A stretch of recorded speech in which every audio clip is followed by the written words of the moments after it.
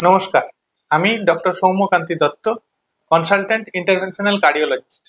আজকে আমরা আলোচনা করব পেসমেকার বিষয়ে। পেসমেকার কি, কেন এবং কিভাবে ইমপ্ল্যান্ট করা হয়, কাদেরই বা পেসমেকার দরকার, পেসমেকার বসানোর পর কোনো অসুবিধে হতে পারে কিনা, তার রেগুলার চেক আপ কিভাবে করবেন, এই সমস্ত বিষয় নিয়ে আমরা একটা ছোট্ট আলোচনা আজকে করব। অনেক ধরনের মানুষই হঠাৎ করে অজ্ঞান হয়ে যান। কোনো কারণ ছাড়াই দেখলেন একজন দাঁড়ানো মানুষ হঠাৎ করে পড়ে গেল, যাকে আমরা সিনকোপি বা লস অফ কনসাসনেস বলে থাকি। এই pacemaker related issues generally diagnosis করা হয় অ্যারিথমিয়াস দেখে, মানে সেটা ব্র্যাডি অ্যারিথমিয়াস হতে পারে বা ট্যাকি অ্যারিথমিয়াস। পেসমেকার তাদেরই দেওয়া হয় যাদের হার্ট রেট অত্যন্ত ভাবে কম, যাদেরকে আমরা সিক সাইনাস সিনড্রোম বলে থাকি, অথবা কোনো ক্ষেত্রে অ্যাডভান্সড এভি ব্লক বা কমপ্লিট হার্ট ব্লক ইসিজি দেখে ডায়াগনোসিস করা হয়। অনেকেই বলতে পারেন যে আমি কোন বয়সে পেসমেকার লাগতে পারে, পেসমেকার নেওয়ার পর আমার বয়সজনিত এবং আদার্স কোনো সমস্যা হবে কি না সেই সব বিষয়ে জিজ্ঞাসা করে থাকেন।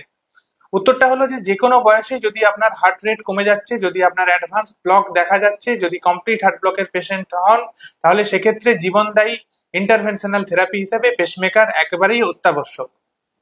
এবং যেটা কথা অনেকেই জিজ্ঞাসা করেন যে পেসমেকার হওয়ার পর আমরা নর্মাল লাইফ লিড করতে পারবো কি পারবো না।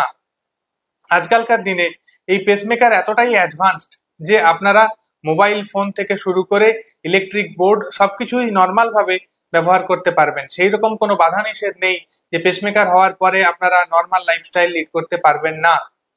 পেসমেকার ছোট হতে হতে এতটাই ছোট হয়ে গেছে যে জেনারেলি একটা 10 টাকা বা 20 রুপিস কয়েন যদি আমরা দেখি, তার চেয়েও ছোট পেসমেকারের ব্যাটারি। তাছাড়াও আছে লিডলেস পেসমেকার, মানে যেখানে কোনো রকম ভাবেই কোনো তার শরীরে ঢোকানো হয় না, সোজা হার্টের ভেতরে পেসমেকারকে ইমপ্ল্যান্ট করা হয়। বাইরের থেকে বোঝাও যাবে না যে পেশেন্টের পেসমেকার আছে বা না। এরপরে আসি পেসমেকার রিলেটেড প্রোগ্রামিং বিষয়। মানে ধরুন আপনার পেসমেকার বসানো হলো, আপনি অজ্ঞান হয়ে গেছিলেন বা চোখের সামনে ধোঁয়া দেখেছিলেন, সেই কারণে একজন ইলেকট্রোফিজিওলজিস্ট বা কার্ডিওলজিস্ট আপনার পেসমেকার বসালেন। পেসমেকারকে নিয়মিতভাবে প্রোগ্রামিং বা নিয়মিতভাবে তার চেক আপ করানো জরুরি। খালি ইসিজি বা ইকোকার্ডিওগ্রাফিক ডায়াগনোসিসই নয়, পেসমেকার প্রোগ্রামিং থেকে আমরা জানতে পারি যে মানুষ কত পার্সেন্ট পেসমেকার ডিপেন্ডেন্ট, পেসমেকারের ব্যাটারি কতদিন আছে, তার থ্রেশহোল্ড, তার ইম্পেডেন্স বা আদার্স যে প্যারামিটার্স সেগুলো সব ঠিকঠাক আছে কিনা। আজকাল ওয়াইফাই সিস্টেমে পেসমেকার প্রোগ্রামিং করা হয়, মানে আপনাকে সেইভাবে যে বড় ব্যাটারি চাপিয়ে পেসমেকার প্রোগ্রামিং করতে হবে সেই রকম নয়। কাজে পেসমেকার প্রোগ্রামিংও অনেক ইজি হয়ে গেছে, আপনি বাড়িতে বসেও তার প্রোগ্রামিং করতে পারেন, কোথাও যাওয়ার আবশ্যকতা নেই। এখন সমস্যা হলো পেসমেকার রিলেটেড কিছু কমপ্লিকেশন। হ্যাঁ, যে কোনো অপারেশনেরই একটা কমপ্লিকেশন হতেই পারে, যেমন পকেট ইনফেকশন থেকে শুরু করে লিড ইনফেকশন থেকে শুরু করে অনেক কিছুই কমপ্লিকেশন হতে পারে, লিড ফ্র্যাকচার বা আদার্স লিডের যে ইনসুলেশন থাকে সেগুলো ব্রেকেজ হয়ে যাওয়া, বাট সেগুলো অত্যন্ত নগণ্য, এগুলো জেনারেলি মানুষকে কোনো অসুবিধে করে না। পেসমেকার প্রোগ্রামিং এর মাধ্যমে যদি আমরা প্রতি বছর তাকে চেক আপে রাখি, যে মানুষের পেসমেকার আছে তারা নিয়মিতভাবে যদি চেক আপে থাকেন, তারা পেসমেকার রিলেটেড যে কোনো ইস্যুই ডায়াগনোসিস করা পসিবল এবং ট্রিটমেন্ট করাও পসিবল। এখানে অনেকে জিজ্ঞাসা করেন যে পেসমেকার বসালে কি আমার হার্ট অ্যাটাক বা হাইপারটেনশনের ওষুধ বা ডায়াবেটিসের ওষুধ খেতে হবে না বন্ধ করে দেবো। উত্তরটা হলো পেসমেকার বসানো হয় জেনারেলি যাদের ইলেকট্রিক্যাল ব্লকেজ থাকে হার্টে, তার সাথে হার্টের করোনারি বা হার্টের রক্ত চলাচলের সিস্টেমের কোনো সম্পর্ক নেই। কিন্তু অনেক ক্ষেত্রে দেখা যায় যাদের হার্ট অ্যাটাক হয়েছে সেই ধরনের পেশেন্টদেরও হার্ট অ্যাটাকের পর যদি অ্যাঞ্জিওপ্লাস্টি বা বাইপাস সার্জারি করা হয়, তারপরেও দেখা যায় যে অনেকের ক্ষেত্রে এই ইলেকট্রিক্যাল ব্লকেজ পারসিস্টেন্ট থেকে গেল। তো সেই ক্ষেত্রে আমরা পেসমেকারের অ্যাডভাইস করে থাকি। যদি ইলেকট্রিক্যাল ব্লকেজ রিভাস্কুলারেশন বা অ্যাঞ্জিওপ্লাস্টি বা বাইপাস সার্জারির পর থেকে যায়, সেক্ষেত্রে পেসমেকার বসানো একটা আনুষঙ্গিক ইন্টারভেনশনাল থেরাপি হিসাবে জেনারেলি প্রেসক্রাইব করা হয়।